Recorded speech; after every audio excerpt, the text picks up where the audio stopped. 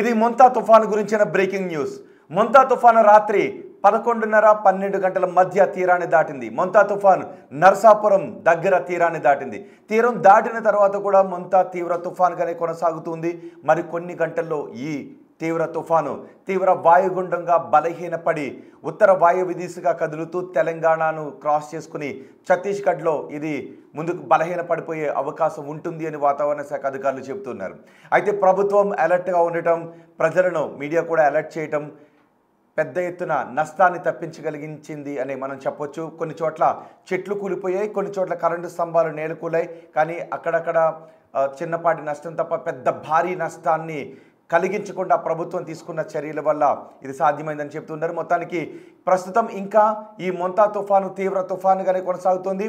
ఈ తుఫాను కారణంగా చాలా చోట్ల భారీ వర్షాలు కురుస్తున్నాయి. ఇటు తెలంగాణతో పాటు ఆంధ్రప్రదేశ్లోని కోస్తా జిల్లాలు ఇంకా భారీ వర్షం కురిసే అవకాశం ఉంటుందని వాతావరణ శాఖ అధికారులు చెప్తున్నారు. రేపటి వరకు ఈ మొంతా తుఫాను ప్రభావం ఉంటుంది. మొంతా తుఫాను తీవ్ర వాయుగుండంగా బలహీన పడిన తర్వాత మెల్లమెల్లగా దాని ప్రభావం తగ్గుతూ వెళుతుంది. ఒక్కసారి మీరు బిగ్ టీవీ స్క్రీన్ పైన చూడొచ్చు. మొంతా తుఫాను తీరానికి సమీపించే సమయంలోనూ తీరాన్ని తాకి తీరాన్ని దాటే సమయంలో 100 నుంచి 117 కిలోమీటర్ల వేగంతో ఈదురుగాలులు వీచాయి. ఈ ఈదురుగాలుల కారణంగా కొన్ని చోట్ల చెట్లు కూలిపోయాయి. అదిగో మీరు చూడండి ఒకసారి బిగ్ టీవీ స్క్రీన్ పైన. ఈ మొంతా తుఫాను కారణంగా రోడ్డు గడ్డంగా చెట్లు కూలిపోయాయి. రోడ్డు గడ్డంగా కూలిన చెట్లను వెంటనే ఎన్డీఆర్ఎఫ్ సిబ్బంది వాటిని తొలగించి రాకపోకలకు ఎటువంటి విఘాతం లేకుండా చేశారు. నిజానికి నిన్న 8:30 నుంచి ఈ ఉదయం 6 గంటల వరకు ఆంధ్రప్రదేశ్లో అన్ని రహదారులపైన రాకపోకలను కూడా నిలిపివేశారు. ఒకవేళ ఈ తుఫాన్ ఎటువంటి పెను విధ్వంసాన్ని సృష్టిస్తుందో అని భయాందోళన వ్యక్తం చేశారు. కొన్ని చోట్ల చెట్లు కూలి ఆస్తి నష్టం జరిగిన సందర్భాలు ఉన్నాయి. కొన్ని చోట్ల వెహికల్స్ పైన చెట్లు కూలడంతో అవి ధ్వంసమైన ఘటనలు కూడా చోటు చేసుకున్నాయి. 1-2 చోట్ల చెట్లు కూలి ప్రాణాపాయం చోటు చేసుకున్న ఘటనలు కూడా నమోదయ్యాయి.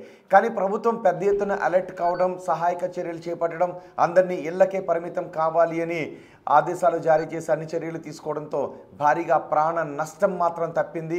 కొన్ని చోట్ల చెట్లు కూలిపోయిన ఘటనలు చోటు చేసుకుని, కొన్ని చోట్ల అక్కడక్కడ ప్రాణ నష్టం కలిగిన ఘటనలు కూడా చోటు చేసుకున్నాయి.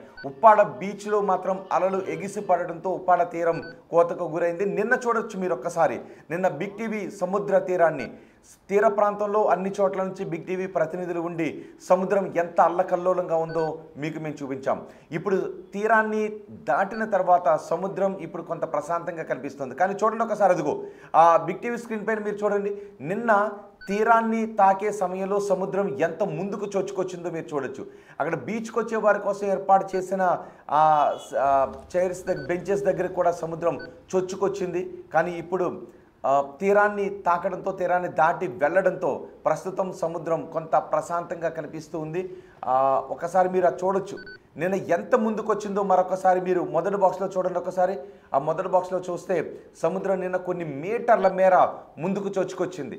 నిజానికి తుఫాన్లు అంటే గతంలో చేదు విషాదాన్ని మిగిల్చిన ఎన్నో తుఫాన్లు మనం కళ్ళ ముందు కనిపించే 1977 కావచ్చు, 96 కావచ్చు, అలాగే హుదూద్ తుఫాన్ కావచ్చు, తిత్లీ కావచ్చు, కత్రినా తుఫాన్, ఇలా ఎన్నో తుఫాన్లు పెను విధ్వంసాన్ని సృష్టించాయి. అందుకే తుఫాన్ల సమయంలో ఎటువంటి ఛాన్స్ తీసుకోకుండా అందరూ సురక్షితంగా ఉండాలి, ఇళ్లకే పరిమితం కావాలి అని ప్రభుత్వం హెచ్చరికలు జారీ చేసింది.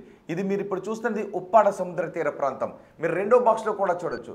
తుఫాను తీవ్రతకు, ఆ గాలుల తీవ్రతకు చెట్లు నేలకూలాయి, కరెంటు స్తంభాలు కూడా నేలకొలే, విద్యుత్ సరఫరాను ముందస్తు చర్యలుగా నిలిపివేశారు. కొన్ని చోట్ల ఇళ్లపై కూడా చెట్లు కూలడంతో కొన్ని ఇళ్ళు ధ్వంసమైన పరిస్థితి కూడా ఉంది. తుఫాను కారణంగా ఎవరెవరైతే నష్టపోయారో వాళ్ళందరినీ ఆదుకోవడానికి ప్రభుత్వం అన్ని ఏర్పాట్లు చేస్తుంది. అదిగో చూడండి ఒకసారి, కారు పైన చెట్టు పడిపోవడంతో కారు ధ్వంసమైన దృశ్యాలు మీరు చూస్తూ ఉన్నారు.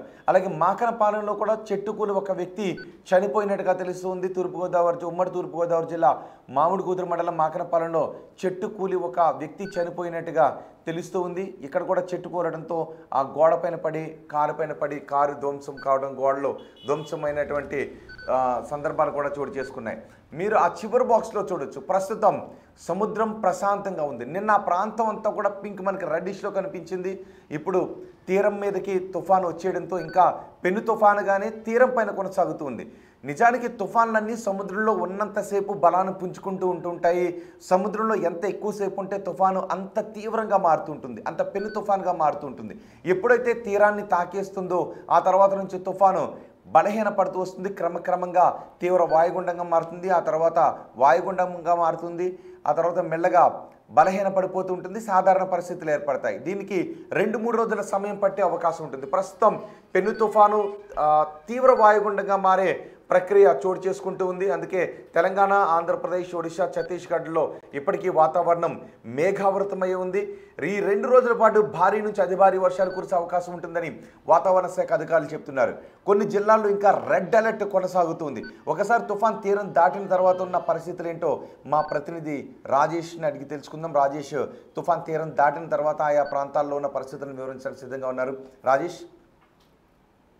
ప్రస్తుతం నేను కాకినాడ బీచ్, ఎన్టీఆర్ బీచ్ వద్ద ఉన్నాను. ప్రస్తుతం ఆ సముద్రం ఇంకా అల్లకల్లోలంగానే మారింది. పూర్తిగా నిన్నటి కంటే కొంత పర్వాలేదనిపించినప్పటికీ ఇంకా తీవ్ర తుఫానుగా కొనసాగుతున్న నేపథ్యంలో బలమైన ఈదురుగాలు వేస్తున్నాయి. ప్రస్తుతం సముద్రం ఉన్నటువంటి తాజా పరిస్థితి ఒకసారి మీరు చూడొచ్చు. అలలు కూడా భారీగానే ఎగసి పడుతున్నటువంటి సిచ్యువేషన్ అయితే కాకినాడ సంబంధించిన ఎన్టీఆర్ బీచ్ వద్ద ఉంది.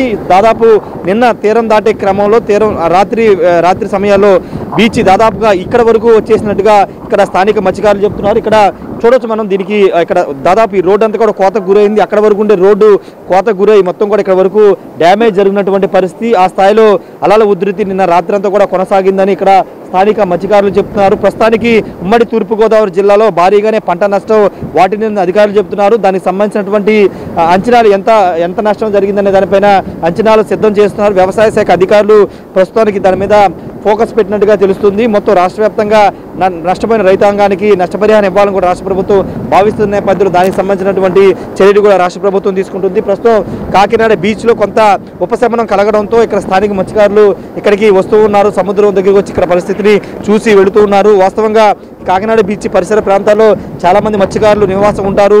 ఈ సముద్రం మీద వేటకు వెళ్ళి జీవనోపాధి పొందుతూ ఉంటారు. ఈ నేపథ్యంలో గత 4 రోజులుగా వేట నిషేధం కావడంతో ప్రస్తుతం ఇంటికే పరిమితమైనటువంటి పరిస్థితి. ప్రస్తుతం కాకినాడకు సంబంధించిన బీచ్ వద్ద ఉన్నటువంటి తాజా దృశ్యాలు. వాస్తవంగా కాకినాడ సమీపంలోనే తీరం దాటింది అనుకున్నారు, కానీ కొంత దూరంగా జరగడంతో కాకినాడకి పెద్దగా ఎఫెక్ట్ లేదని స్థానికంగా ఉన్నటువంటి వాళ్ళు చెప్తున్నారు. అధికారులు కూడా చెప్తున్నారు. బీచ్కి సంబంధించినటువంటి ఒకసారి నిన్న తీవ్రత కారణంగా మొత్తం ఇక్కడ బీచ్ పై వరకు వాటర్ వచ్చేసి, సముద్రం వాటర్ వచ్చి ఇక్కడ లోపలికి పై వరకు వచ్చేసినటువంటి దృశ్యాలు మనం చూస్తున్నాము. జనరల్గా పర్యాటకుల తాకిడి కూడా ఇక్కడ ఎక్కువగా ఉంటుంది కాకినాడ బీచ్కి. ప్రస్తుతం తుఫాను కారణంగా మొత్తం కూడా బీచ్ని కూడా క్లోజ్ చేయడంతో పాటుగా సముద్రం నీరంతా కూడా అక్కడ లోపలికి వెళ్ళిపోవడంతో కొంత డ్యామేజ్ కూడా జరిగింది. ఇక్కడున్న షాపులు కూడా కొంత ధ్వంసమైనటువంటి పరిస్థితి. ప్రస్తుతానికైతే అధికారులందరూ కూడా వీటినన్నింటి కూడా పునర్నిర్మాణం పనిచేస్తున్నటువంటి సిచ్యువేషన్. అయితే ప్రస్తుతానికి మోంతా తుఫాను ఎఫెక్ట్ తగ్గింది, కానీ వర్షాలు మాత్రం ఉంటాయి. ఇంకొక 24 గంటలు అలర్ట్గా ఉండాలని అధికారులు చెప్తున్నారు. దాదాపు 7 నుంచి 8 జిల్లాలకి హై అలర్ట్ ప్రకటించారు. భారీ వర్షాలు కురుస్తాయని చెప్పిన నేపథ్యంలో ప్రజలు ఇంకా అప్రమత్తంగా ఉండాలని అధికారులు చెప్తున్నారు. వర్షాలు కూడా ప్రస్తుతం కాకినాడలో మేఘావృతమైంది, ఇంకా వర్షం స్టార్ట్ కాలేదు. మరోవైపు అటు ఉప్పాడ తీరం వద్ద కూడా బీచ్ రోడ్డు కోతకు గురైనట్టుగా తెలుస్తుంది. దాదాపుగా పిఠాపురం ఆ ప్రాంతాల్లో కూడా చెట్లు నేల కొరిగినట్టుగా తెలుస్తుంది. పూర్తి స్థాయిలో అధికారులు కూడా వాటిని అక్కడి నుంచి తొలగించే పనిలోనే ఉన్నారు. మరోవైపు మోంతా తుఫాన్ ఎఫెక్ట్ పైన ఎప్పటికప్పుడు రాష్ట్ర ప్రభుత్వం ప్రజలకు అలర్ట్ చేస్తుంది. అలర్ట్ చేసి పునరావాస కేంద్రాలు ఉన్నారు వాళ్ళకి ఆహారాన్ని, అదేవిధంగా తాగునీరు కూడా అందిస్తుంది. ప్రస్తుతానికైతే మోంతా ఎఫెక్ట్ తగ్గడంతో ప్రజలు, ముఖ్యంగా కాకినాడ ప్రజలు ఊపిరి పీల్చుకున్నారు. కాకినాడతో పాటు యానం పరిసర ప్రాంతాలంతా కూడా ఊపిరి పీల్చుకున్నారని చెప్పాలి. మరోవైపు అటు విశాఖపట్నం, శ్రీకాకుళం జిల్లాలో కూడా భారీ వర్షాలు పడతాయని వాతావరణ శాఖ అధికారులు చెప్తున్న నేపథ్యం ఆ జిల్లాల ప్రజలు కూడా అలర్ట్గా ఉండాలని చెప్తున్నారు. ప్రస్తుతానికి సముద్రం కూడా కొంత అల్లకొల్లంగా మారింది. సాయంత్రానికి పూర్తి స్థాయిలో కొంత నార్మల్ పొజిషన్కి వచ్చే అవకాశం కనబడుతుంది. ఏదేమైనప్పటికీ ప్రస్తుతానికైతే కాకినాడలో కొంత ప్రశాంత వాతావరణం కనబడుతున్నప్పటికీ ఇంకా తుఫాను కొనసాగుతుంది కాబట్టి ఇంకా భారీ వర్షాలు కురిసే అవకాశం వాతావరణ శాఖ అధికారులు చెప్తున్నారు. కాబట్టి ప్రజలు అప్రమత్తంగా ఉండాలని చెబుతున్నారు.